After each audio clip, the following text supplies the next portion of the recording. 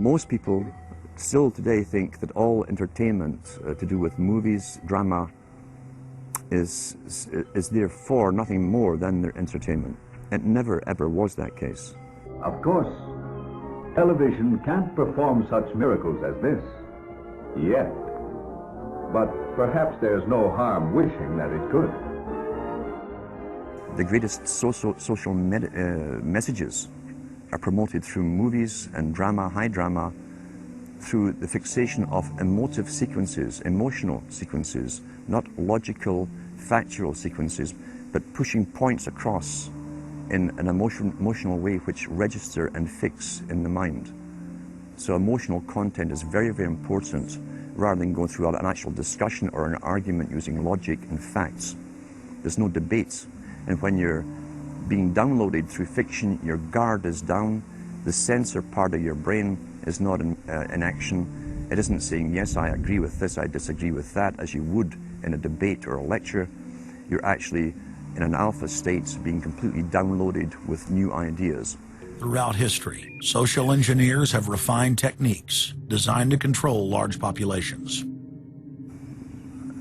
About 100 years ago, this big organization with many branches, they wanted to rule the world basically using Britain as a nucleus of a system, an embryo, which also was going to be joined with the US under the Anglo-American establishment, wrote about the kind of culture and the changes of culture over a 100-year period that they would actually design, implement and bring in.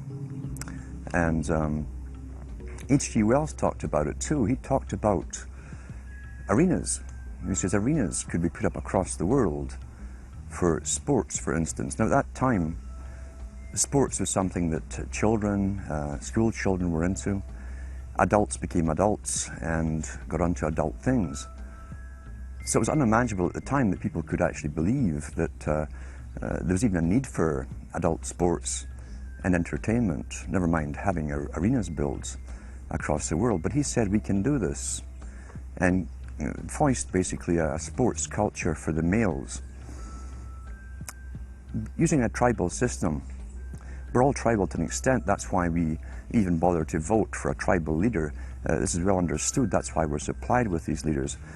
And because the average man was to become more disengaged from his own destiny as the expert class arose, it was decided that the males would get their outlet basically, gradually becoming helpless as males through sports. Therefore they'd have a tribal team they could identify with, they could cheer them on as they were winning. In their own personal lives, they were getting nowhere. They were getting disenfranchised in a sense as experts took over decision-making for them in all kinds of fields. So this was psychology at use, planned before they even implemented the sports. When radio came along, of course, they used that to the maximum. Sports for the men, soaps basically for the women.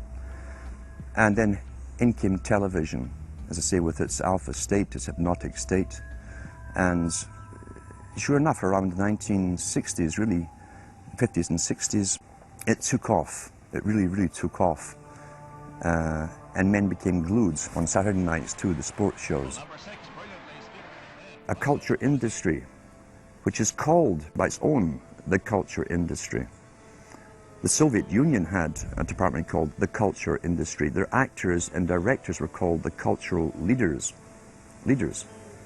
because they would, like a computer, people are like computers, all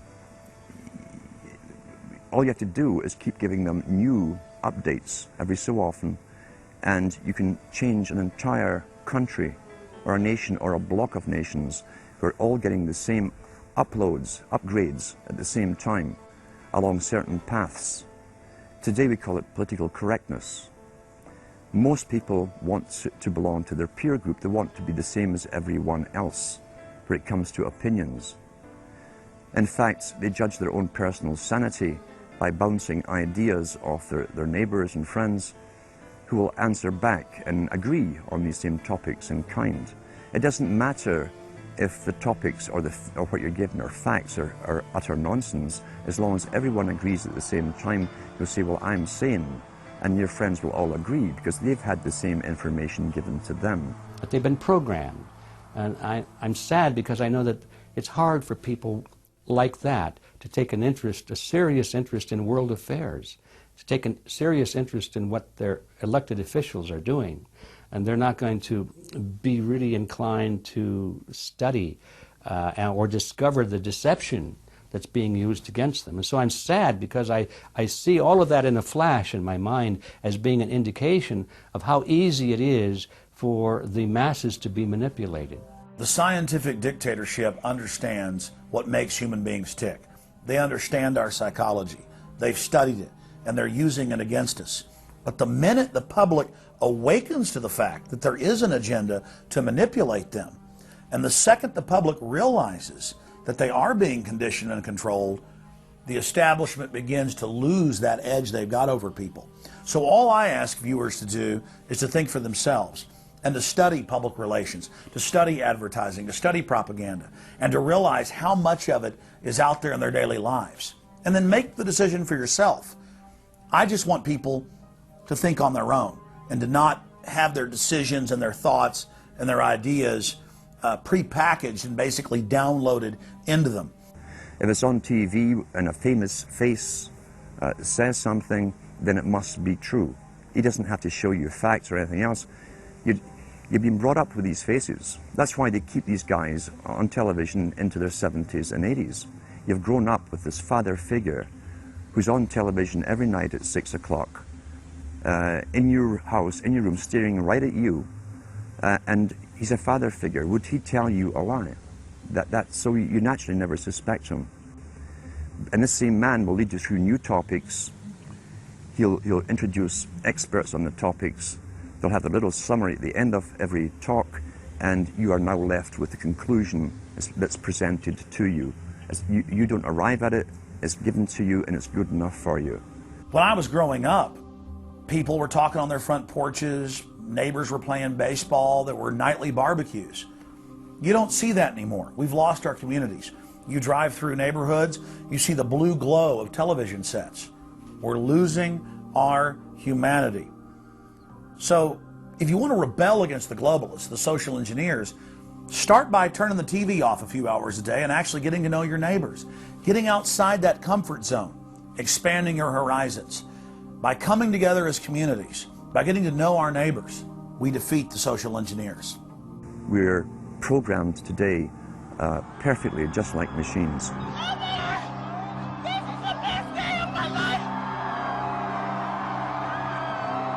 We tie this in with the Brzezinski.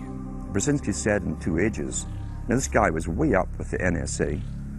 He's a master geopolitician. He admits he works in 20, 50-year periods to do with geopolitics in other countries. But he said himself, the public will shortly be unable to think or reason for themselves. It was meaning by the form of information that was given to them, the type, the formulas that were in use then in the 1970s. He says, eventually they'll be unable to think or reason for themselves. And eventually, he said, they will expect the media to do all their thinking and reasoning for them. Well, that's happened today. That's why people today can't think outside of the programming from television. Zbigniew Brzezinski, Obama's main foreign policy advisor, talks about how a cult of personality can be artificially manufactured to influence the masses. In the first months of my administration, to pull our economy... Oh, goodness. Sorry about that, guys. To pull our economy back from the brink, including the largest and most sweeping economic recovery plan in our nation's history. We're gullible, but we're also willingly gullible. We want a human being, a big daddy, to come along and make everything right for us. And as long as we believe that, we'll always basically get shafted. In addition to John, sorry, I just noticed that I jumped the gun here. Go ahead and move it up. I'd already introduced all you guys. It's the presidential reality show. But when it became an Oprah production, it became slick. You don't have a president, you have an actor. They say that politics is show business for ugly people. You got it.